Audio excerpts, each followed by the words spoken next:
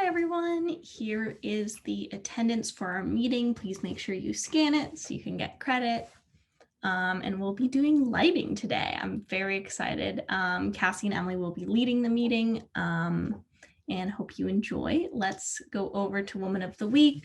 We have Tana Dubé, which I think that's how you say her name. I'm not 100% sure, but I was looking for a woman who is key grip. I know last semester we did Gaffer, who works specifically in Bollywood in India, but I was looking for someone who has done key grip before and worked in both the camera and lighting department, especially as a female working with equipment, because that is the main role of the key grip, is building all the equipment. I would really recommend looking at this New York Times article as it explains more of what a key grip does, as well as her influence in the industry, as she's worked on over 38 films, number of TV shows. If you go on her IMDb, almost all of it is like key grip or working in lighting or camera.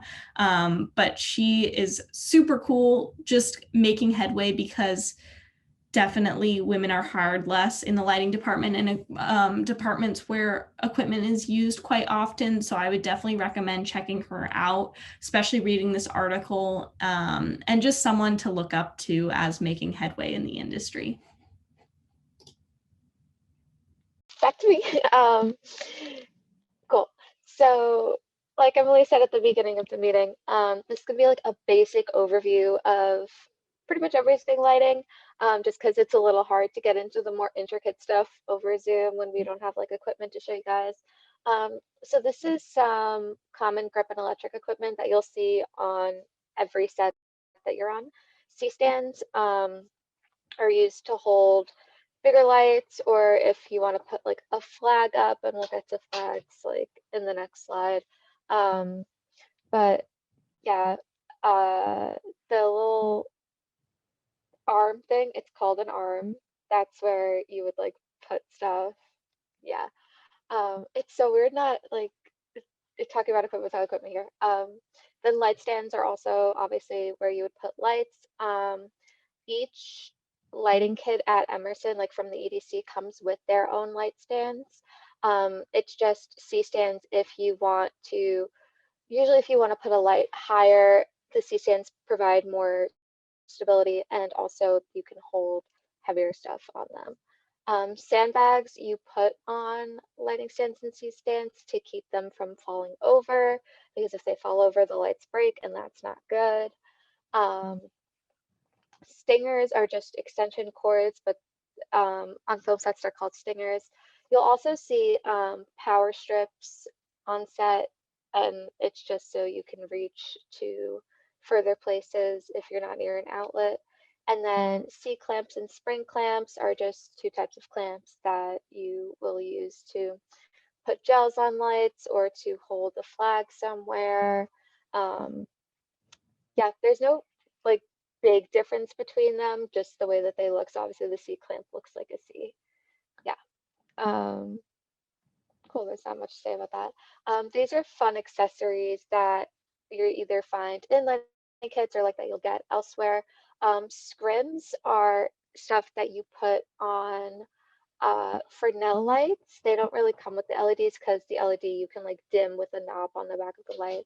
But scrims you put in the barn doors in front of the lights, and it makes the light softer and less intense. Kathy, do you want to go do drugs? Oh my God. Sorry about that. That's my roommate. Yeah.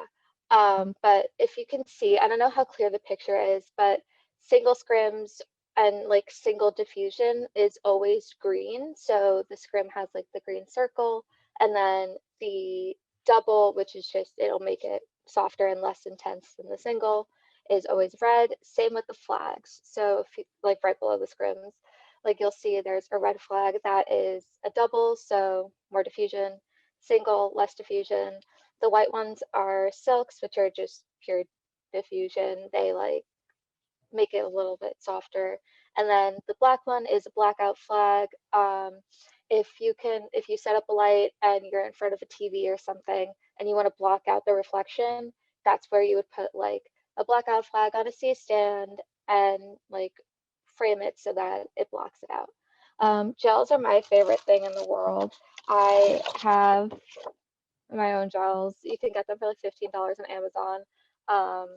But they change the color of the lighting. So you can get party gels like I have, which are just like the really fun colors that like wouldn't be used in normal day-to-day life. So if you want to like make a scene really, really red, you would use a party gel. But the EDC doesn't have party gels, sadly. They have color temperature gels, and we'll get into color theory a little bit later, but just be aware that there are those two types of gels. C47s are just clothespins. They are used to put gels up on the barn doors. Um, you can use tape for this too if you want. It's just fun to have a little collection of clothespins. And then barn doors, obviously, you slide them on the light. You can use them to hold gels, hold scrims. Yeah, they're just make sure that you're not putting anything directly on the light so it doesn't like ruin the equipment that you're using. This is a fun. Oh, it's fine. This is a fun trivia question though. Does anybody know why clothespins are called C47s? It's because when putting clothespins on the like budget sheet, producers would look at it and go, "You don't need clothespins." So calling them C47 sounds like some fancy piece of equipment that is like absolutely needed. Oh yes, we'll get you those C47s. So just a little fun trivia fact. Don't get confused. Did not know that. That's fascinating. um, yeah, so that's all like the basic equipment that you will find on every set. And this is the foundation of every lighting setup that you will ever have on set. So I don't know how many of you have taken like foundations of production. You've probably talked about this and that. But 3-point lighting. So you have your key light, which is your key light. It's the main light that you have. It's also the brightest. That's shining on your subject, and it casts shadows on their face on the like other side because you know physics. So then you have a fill light to fill those shadows if you want. You can also leave them. We'll talk about style in a minute. Um, but the fill light blocks the other shadows and it fills the face so there's no shadows on the face. And then a backlight separates the subject from the background. So let's say your actress has like black hair and you're filming in the black box theater. It's good to have a backlight so they don't just kind of like meld into the background. But then all of that together is like the foundation of all lighting setups. And then if you choose not to have a backlight or if you choose to only have a backlight or like omitting a light, like that creates like style and genre, which is really fun. Yeah.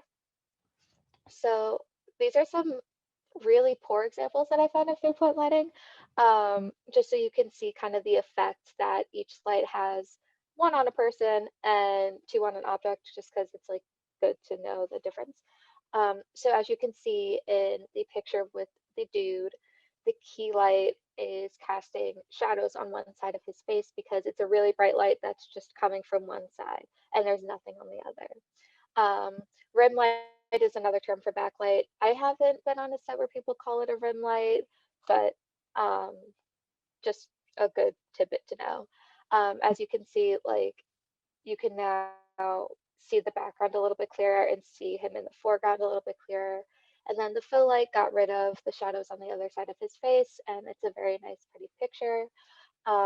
With the teapot, key light again coming from one side, fill coming from the other, so now the whole object is lit up.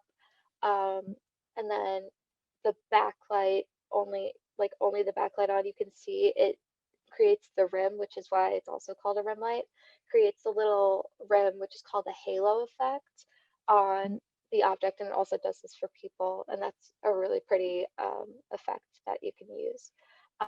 Um, but when you put them all together, then you get a very nice clear image of the teapot. And we like, as we mentioned like in the beginning, we have a simulator for you guys to play around with this, so you'll be able to see a little bit clearly, and it's not just me like rambling at you. But yeah. So how do you think they set up these lightings? So tell me, key light, fill light, rim light, did they use gels? What light did they use gels on? Does anyone want to do the one on the left? Take a stab on how they maybe set that up.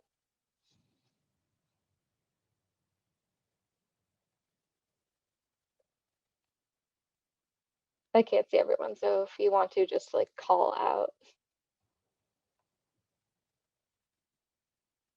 No? Okay. Emily Hogan, do you want to? Yeah, okay. When I'm looking at that, I see on the right side there's a blue light. Looks a little bit maybe like a fill light for the blue light, because the majority of the light is on our left side, and that's all white light. And then I believe it looks like there's a backlight. It looks like there might be a little bit of a distinction between her and the background. I can't super tell. There's not like a super big halo, but that's what I see when I look at it. And this also, like, there's no right answer. I don't have the correct answers.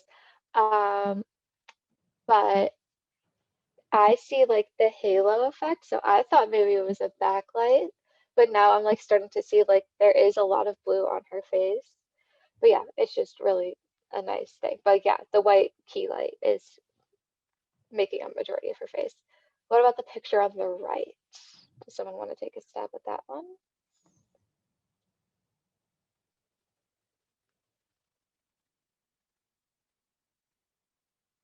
Emily Hogan again. Here I go again. Okay, look at it, and it looks like red is the majority of the light. Okay, Lindsay says red key light and blue fill light. Blue fill light. Yeah, exactly. Yeah. And she's not distinguished from her background in any way. She just kind of like blends in. So yeah, there's no backlight, just red key light, blue fill. I think honestly, this is kind of hard to distinguish. Like I myself, because I've done these presentations, I've taken like classes that talk about lighting, but I would say like the main rule of thumb is what light is mostly on their face. Like what do you see most of is going to be your key. So in this, we obviously mostly red. In this one, we see mostly that kind of white light. So that's always going to be your key. So start from that foundation and then you work your way to the next lights. And if all you can get when you look at a picture is the key light, that's great. That's an awesome foundation. And then the backlight is just kind of making that rim / halo effect like we were talking about. So that would be then, you know, finding if it has a backlight. Since this one isn't really distinguished from the background, like Cassie was saying, there would be no backlight. And I would say like the fill light is the hardest one to find just because it's always confusing if like it's the key or if it's the fill. But sort of like working your way into steps like that is the best way to go about it.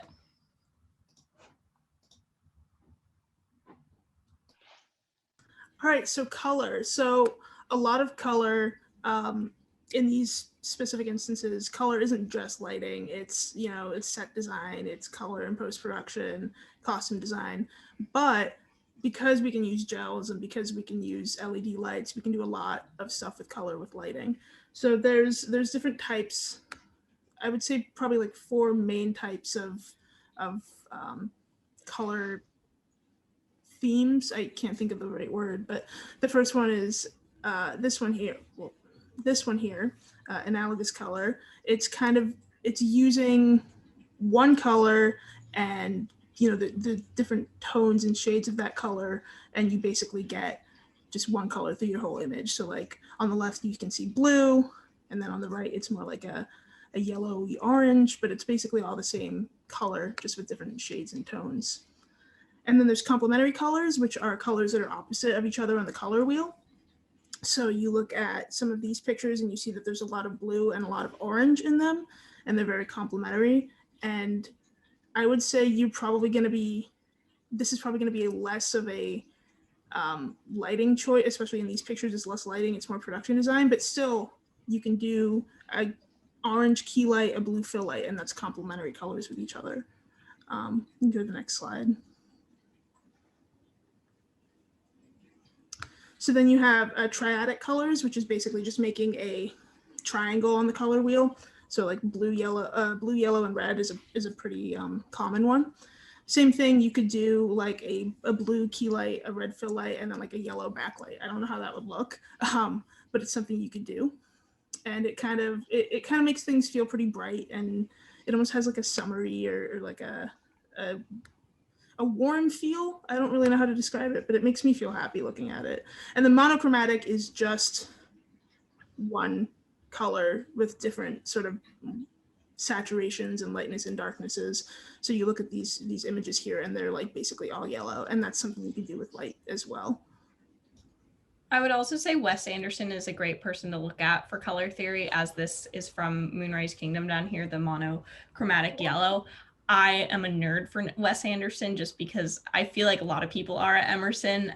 But I would say a lot of his films, you literally can just look at the poster and you're like, oh, I know what he's doing. Like, I know what his color theory is going to be through the entire film. But it's very unique because you still get a depth and you understand the story, and it's fun when you see little bits of different colors that pop into it. But like this picture here, even though it's almost all yellow, it doesn't feel wrong, or it doesn't feel like you can't understand it or see the depth of field. So it's like figuring out how to play with color but make it still easy to recognize what things are and also make it look nice is very interesting. And I would recommend focusing on Wes Anderson and other people who have also focused on color theory because it's really fun. It's like I strive to do that. No, yeah, and Moonrise Kingdom is such a good movie to focus on color theory just because like each of the main characters is represented by their own color and like he plays around with that. It's a great movie. I have a poster right next to it for it. But yeah, back to Emily. Yeah, it's just there's, you know, if you Google Wes Anderson color, there's tons of like color theory that comes up. So to me, this is sort of the more, I guess not important, but the more prevalent, common kind of color things that you would do is with lighting is sort of telling the time of day. So if you want to say it's like nighttime, you'd be using cool lights, blue gels. Very blue gives a feeling of like nighttime. Daytime is kind of like neutral, so like you would probably just use like a lot of white lights, as you can see in the middle there. And then sunset, sunrise, kind of the same thing, a little bit different, but you would use like a lot of warms because the sun's, you know, on the horizon. So you use your warm gels and your warm lights and your warm color temperature. And then color also, it doesn't just have to, you know, distinguish time of day. On the left, I think we've all like gone through the color theory of like green means trust and, you know, nature, and red means anger and passion. But it is true, and it's important to kind of know those things, so that, you know, when you have a really angry scene, you don't use like a green light. You wouldn't necessarily do that. So just, you know, another thing to note that colors do have emotions.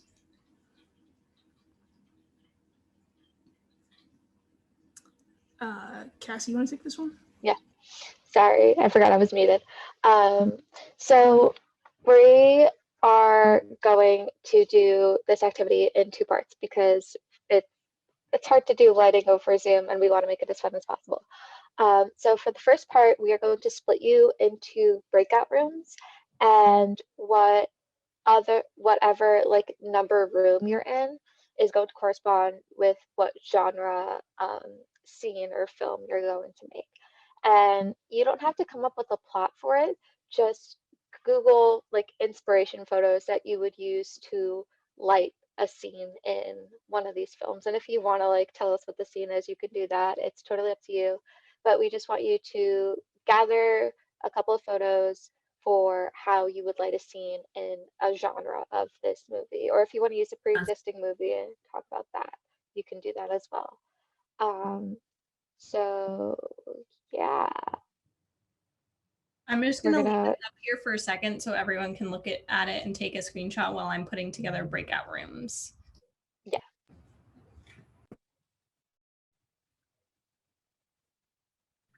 Should we make it so that all participants can share screen just in case they don't get put into the room with... Yes, I will do that right now. Thank you. Yeah.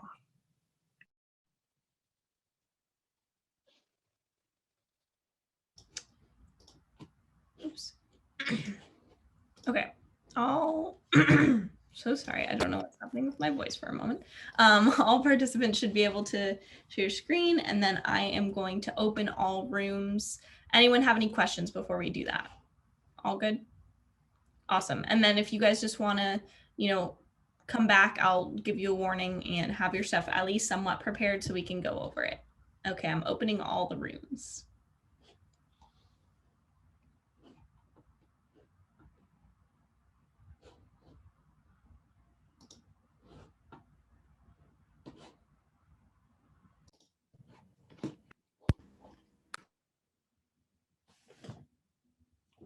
Did you guys get some good ideas? Fancy lighting scheme? We had some good ideas and then some. Oh, ooh, I love to hear We had that. some left over. Exciting. Okay, we're waiting on one more group.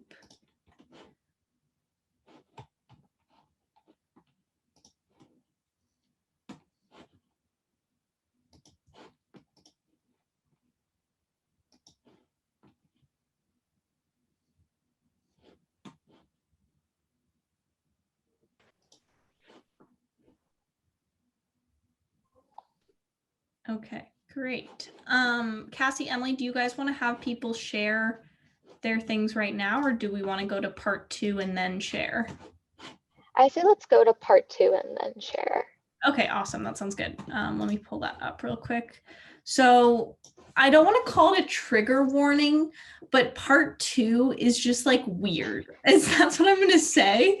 And I know that sounds really weird and suspicious, but I'm just warning you now that you're not prepared for what we have planned.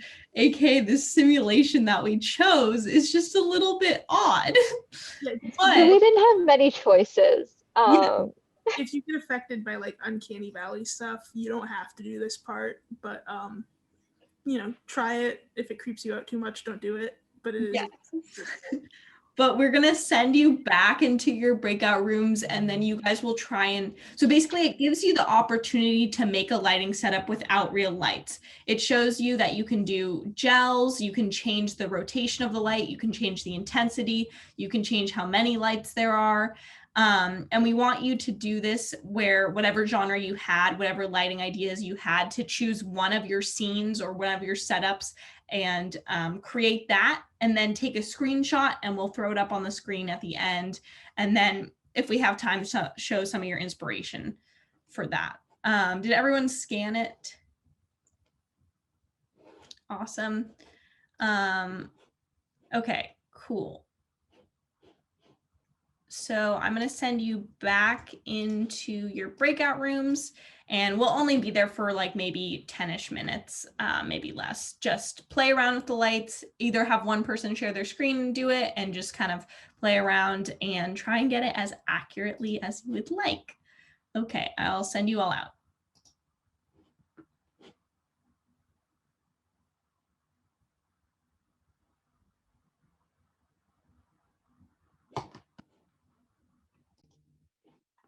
I hope that wasn't too startling for everyone. No, I had a realization in there. Yeah. The first guy is probably creepier than the last guy because he's shirtless, and the other one isn't. You know, that makes a lot of sense. Weird shirtless men that were lighting, a little strange. Yeah. Strange choice. Good to know. Good to know.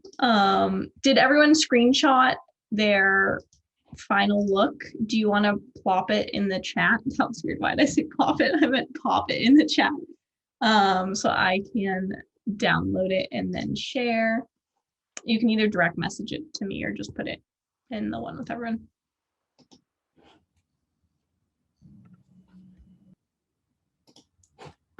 For you guys just coming back, if you want to put your screenshot in the chat, that would be amazing. Also, Julia, yours did not transfer correctly. I have no idea what just happened. I'll figure that out. We're fine. I'll figure that out.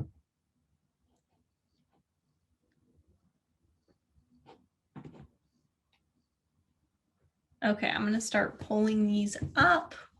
Did everyone like that though? Just like for a general consensus, how did that feel for not doing lighting in person? Was that a good way to still get lighting as best as can be? Yes. Yeah, Riley, go ahead. It was. I need to save this website and use it all the time because that was like, it was so. Something about the faces, like the uncanny valley, just staring at me, like that just was.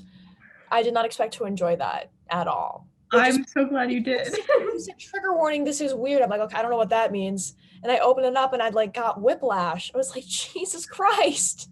It was very funny, but it was fun. I liked it. Okay, I'm glad it was at least somewhat humorous. you know, there were different people you could choose from, which I think made it even funnier. But I'm glad you enjoyed it. Some of these are looking really good though. I'm pulling them up and they look really, really excellent. So you guys went with some party gels. Oh, wow. Some of these are really incredible. Okay, cool. I'm gonna start sharing my screen and we can chat about them. And then if it was your guys's, if it was your group, you can, you know, say what you thought, why you chose it, that sort of thing. Okay, I'm gonna start with this one, which we have a nice, you know, kind of warm tones going on here. I don't remember whose group this was. Anyone from this group want to shout out and say what their genre was? I think maybe this was Riley. This was your group. I'm not 100% sure. We submitted 3 of them. Two of them were like serious and then one of them was just funny, but this is one of the serious ones. Ours was wildlife safari. So we wanted to we used a lot of like yellow and orange gels to like kind of get that like sunset sort of feeling. Yeah, I think that really did come across. Definitely a fun thing to note. There's no backlight here. I don't know if that was on purpose. If you guys were trying to make her blend into the background, maybe she's like emerging from the jungle or something from the I didn't even know there was an option for that. Well, there is. Just to put that out there, which is probably the one bad thing about this program. That's good. Well, I think it works for your genre anyway, so no worries. I love it. Okay, I'm going to move on to the next one. Thank you very much. That was great. Next one I think is also your group, and it's my favorite one out of all of them, I must say. It's definitely the winner. That's Caillou's mugshot in hell. It looks so bad. I toned it all the way up. I wanted to see how far I could go. That's the answer. See, this is when we meant trigger warning. This is what we were talking about. Look at those eyes. Look at them. He's looking right at you because he loves you. I don't know what's scary about that. So obviously we were going for a Caillou theme, but when he's like older and has gone actually mentally deranged, I get it. This is great. Yeah, this is Caillou's mugshot in hell. Great concept. Okay, awesome. Wow, that was a great one. Let's go on to the next one. I don't think this was, I think this was someone else's group. I think Lindsay. Yeah, that's mine. Okay, cool. We had the horror sci-fi genre. Ooh, I like that. And why did you guys go with kind of a blue purple? What was your choice on that? We wanted it to be like cool toned. And also like blue just is like such a dark, like scary color. Yes. How did you guys get this little glimmer on her hair there? It looks very nice. I put a light there. I don't know. I think I just did like instead of like a light directly behind her, I did it like one like click to the like left. Yes, I like it a lot. Awesome. Thank you so much. That's I like this one. It looks very real also. Out of all the ones like that, it could be, this like actually looks very real, and I commend you for doing that for sure. Okay, moving on to next one. I think this was Marley. I think you guys did this one. Yes, who else? I didn't do that one. I have 2 other screenshots. So Yeah. sorry. This is the last of my groups. If someone from my group wants to take the wheel and doesn't want to hear me talk about Caillou anymore, go for it.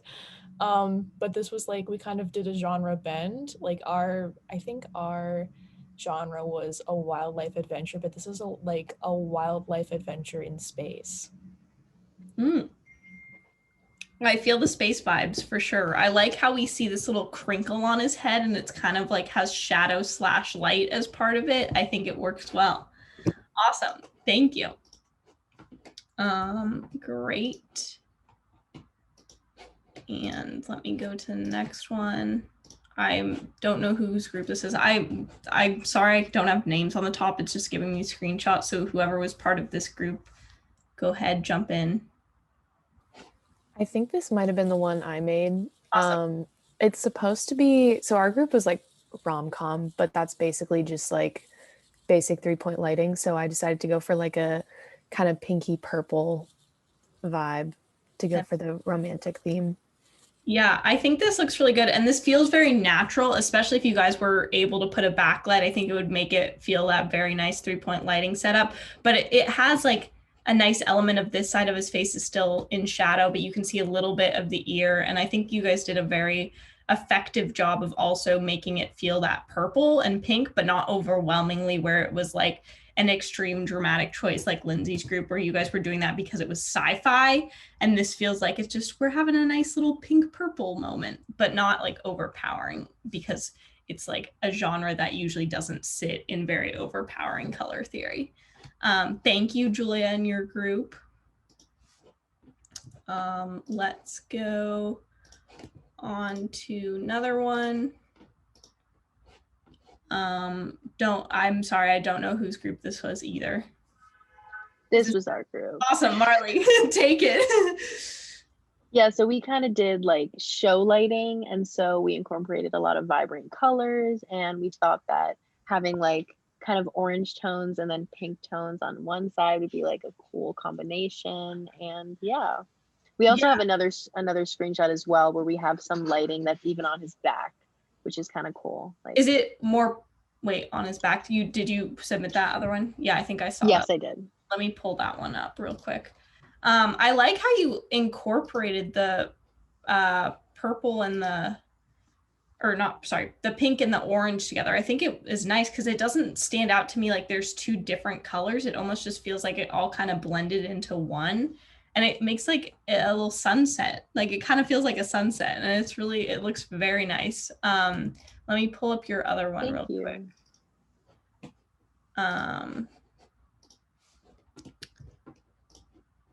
Let's see. Okay, let me share this one.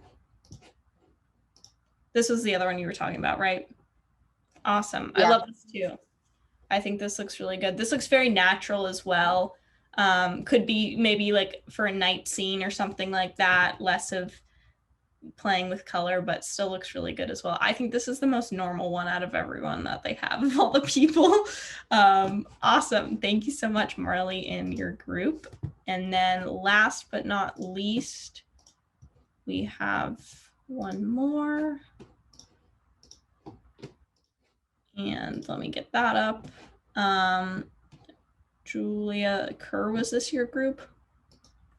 I did this one. Okay. Again, rom-com. I was like, boring. No offense to people like rom-coms. So you could consider this like rom-com at the club. You can't really, but you can play into that theme. Yeah, just playing with different key light, fill light colors. I love rom-com at the club. I think that's the next movie we should make. Anyone want to pitch that to Women in Motion next semester and use this lighting? I think that's a great idea.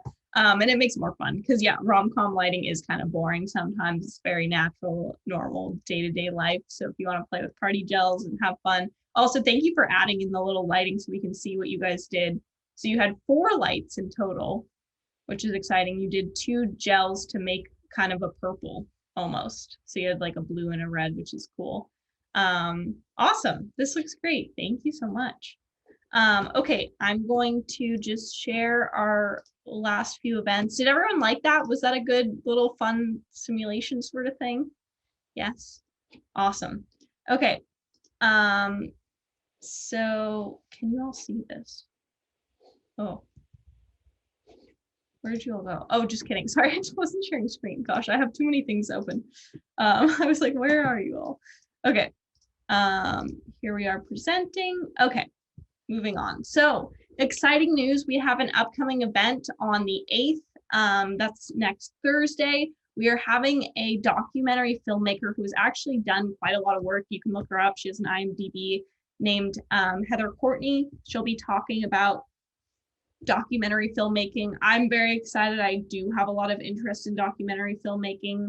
I think she's been a director as well as a producer for a lot. I know she does have some editing experience, but if any of you are interested in documentary work or even just want to hear about it and are somewhat interested in it, I would totally recommend coming.